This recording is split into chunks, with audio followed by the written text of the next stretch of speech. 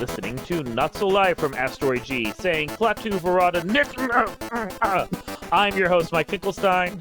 Your buddy Mike the Ghoul saying, "Don't read from the Book of the Dead. What is wrong with you?" That's a fair point. We are discussing Evil Dead Burn, which had both a teaser trailer and then a trailer come out in quick succession very recently. And it is a very Evil Dead movie.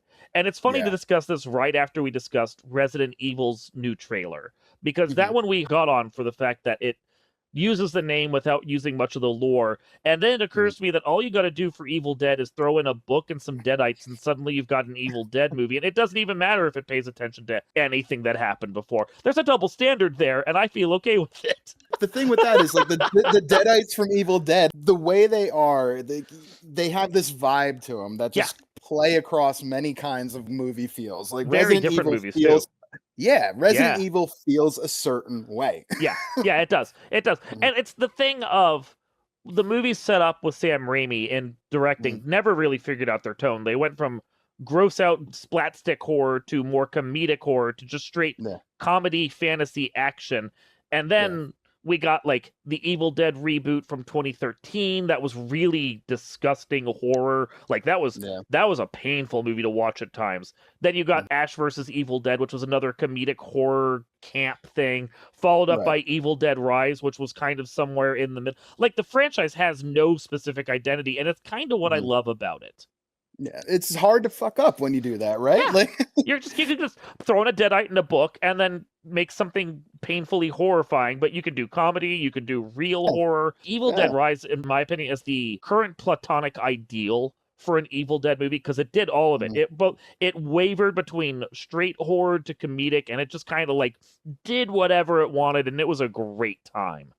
Yeah, agreed. So this one looks like it's going to be more like the 2013 Evil Dead. It looks less funny and much more horror. From the trailer, there's a little bit of other kind of like comedy you get in horror where like she takes the shot of the wax and everything just to like creep people out. You can classify that as some kind of comedy, but the comedy that we got in the other ones, you didn't get that vibe here at all. This feels more serious, which I'm interested to see, honestly.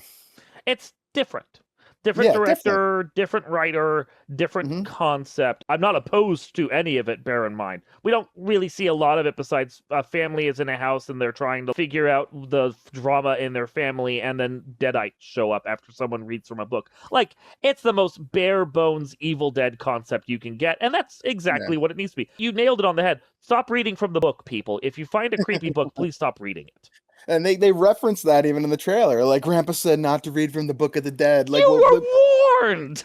Why do you have that to begin with, though? Right? Why didn't Grandpa just take the book and get rid of it? Like, Grandpa, come on!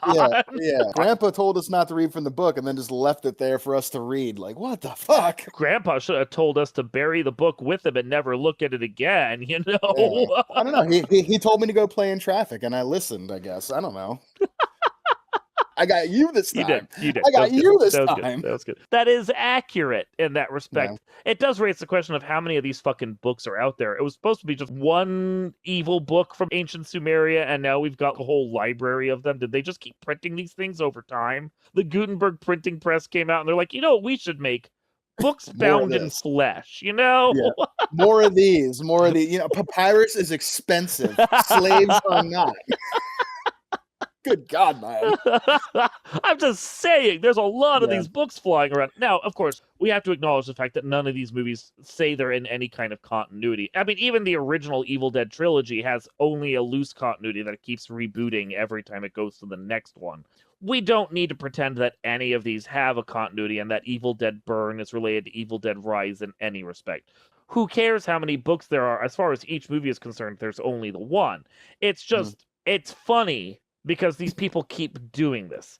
But it is interesting because we've got a whole fuck ton of demons showing up again to go kill people, and I'm on board for that.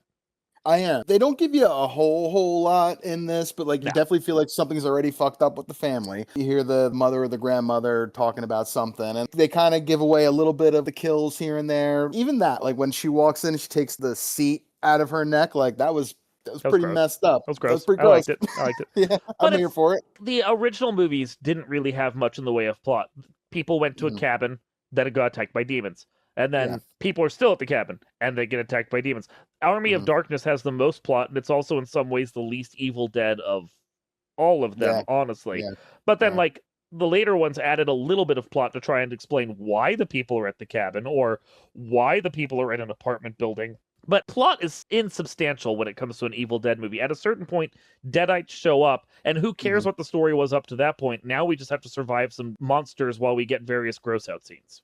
Yeah, pretty much. So I'm fine with this that. feels, it is. And it feels like it's going to be pretty gory. It feels like there's going to be maybe some surprise deaths here and there. Like, I can't tell who's going to make it yet, which is nice. Yeah, we don't even have a clear grasp of who the real protagonist is yet. Exactly. Yeah. So, I mean, we'll see. Evil Dead can get away with a little bit more of their kind of flair with using the name than some of these other franchise names can. So this could be a bad kind of Evil Dead movie and still be a good movie, I guess. Watchable. So, yeah, so we'll see. I don't necessarily think the Resident Evil movie, if that's like not a good movie, I don't think that might even be like a good movie to watch on the side kind of thing, you know? Well, and that's a fair point. There's never been a truly bad Evil Dead movie because these movies don't really have a bar for what means bad. When the first three movies are just cheesy fun in their own different ways, you really don't have a high bar you have to get over. You just need to throw some monsters out there and have some good action. There's a box for Evil Dead, and it's not a very tight box, but as long as you live within that box and just do Deadites come and kill people, who cares? Exactly. You know, when you use a name, you got to usually stay in the lane of the name. Yeah. Apple's Dead, you got a box truck here. You got some room to move. You can do pretty much anything you want as long as there's a book and some Deadites, and then you're good. They have another one that's in production. I think it's an animated one that's coming out later, and you're like, an animated Evil Dead. If they did that for any other franchise, I would hate it. But you know what? It's Evil Dead. I have no problem with this. Yeah, it's going to be interesting, I think. And they can get away with, I think, a little bit more even in animation than they can in live action to some degree. So that could be kind of cool. Yeah, so, I think this is going to be an interesting one. I'm on board because it's Evil Dead. I'll watch any of those in the theater just for the hell of it. This one looks interesting and weird and gory, and that's all I need. Yeah, that's it. You know, you sold me just enough. You gave me, just don't let me get there, and you showed the best parts in the trailer. Yeah, no, and actually tell an Evil Dead story instead of dressing it up like something else, like the fucking Mummy. Oh my god, that piece of shit movie. Angry at that movie for weeks. I'm telling you right now. I would rather watch the Tom Cruise version of The Mummy than watch that one again. I'm with you on that. And that feels so bad. I know. I'd just rather watch a real Evil Dead movie than that. So we're good on that front. Look at that. Completely. That movie comes out and then Evil Dead comes over. It's like, you don't even have to hold my beer. I can do this in my sleep. Yep. This has been Not So Live from Asteroid G going groovy. I'm your host, Mike Finkelstein. Hey, your buddy Mike the Ghoul here. Gonna go fit his chainsaw hand and do some yard work before it gets too dark. We always gotta have a chainsaw hand. We will see you all next time.